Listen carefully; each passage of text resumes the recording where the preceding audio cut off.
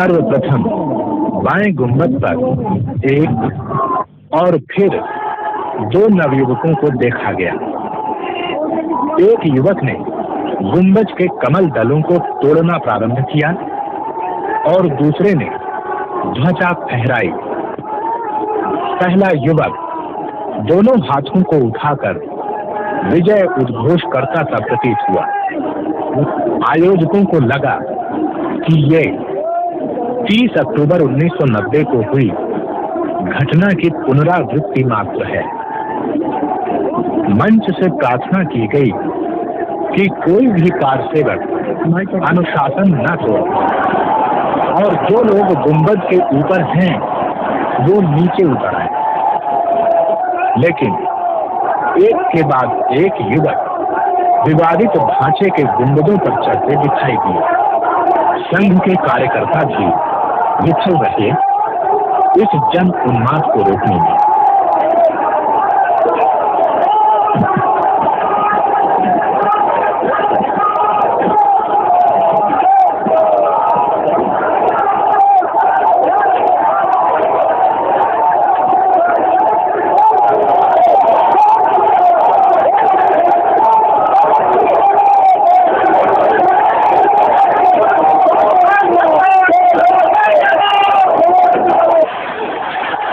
समय 12:10 पर केंद्रीय सरकार को इस वस्तु स्थिति की जानकारी प्राप्त हो चुकी थी।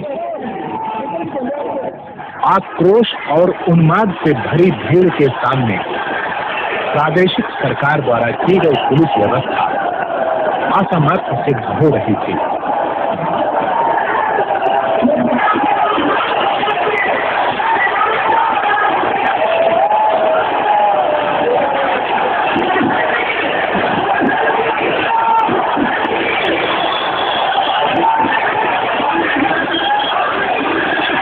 12:45 पर प्रदेश सरकार ने केंद्रीय सरकार से कुछ और सुरक्षा दलों को भेजने की प्रार्थना की। उत्तर प्रदेश शासन के सामने प्रश्न था कि क्या भीड़ पर गोली चलाने का आदेश दिया जाना उचित है? क्या स्वतंत्र भारत में भी जनरल डायर द्वारा अमृतसर के जलियांवाला बाग में सन 1919 में खेली गई खून की होली को दोहराया जाना उचित होगा?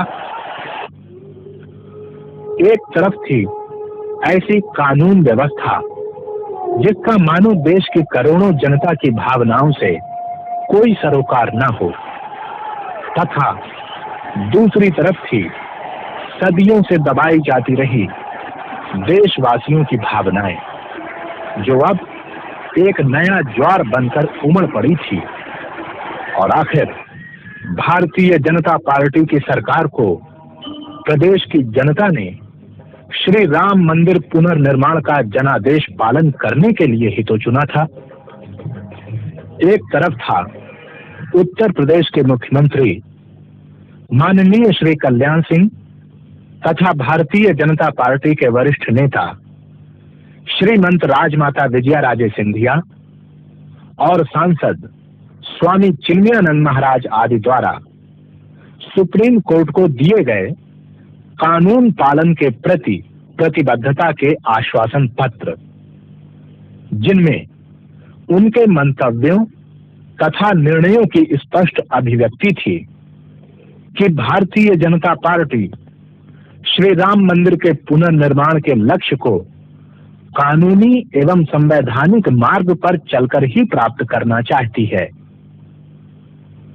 और इसी के साथ थी भारतीय जनता पार्टी सरकार के नीतियों की न्यायपालिकाओं, संसद तथा राष्ट्रीय एकता परिषद आदि अन्य सभाओं में की गई उद्घोषणाएं कि भारतीय जनता पार्टी की सरकार राम भक्तों पर किसी भी हालत में गोलियां नहीं चलाएगी।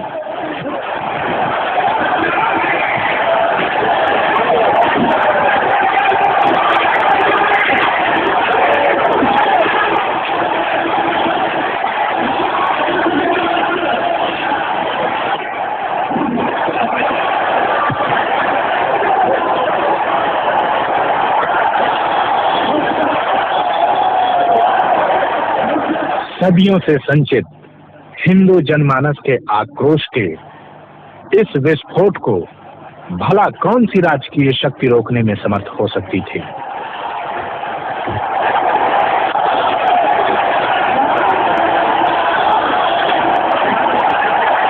मंच से राष्ट्रीय स्वयंसेवक संघ के सर कार्यवाह माननीय श्री एच.वी. शेषाद्री तथा अन्य नेताओं द्वारा की गई अपील भी विफल रही।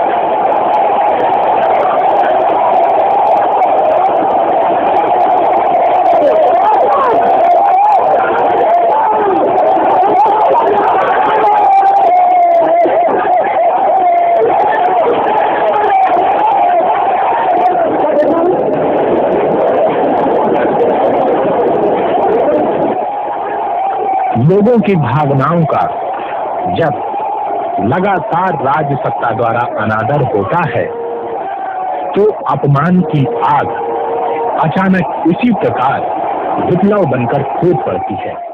6 दिसंबर 1992 को यहाँ पर लाखों राम भक्तों ने धावा बोल दिया और अपने प्राणों की बलि देते हुए 2:50 पर पहला गुंबद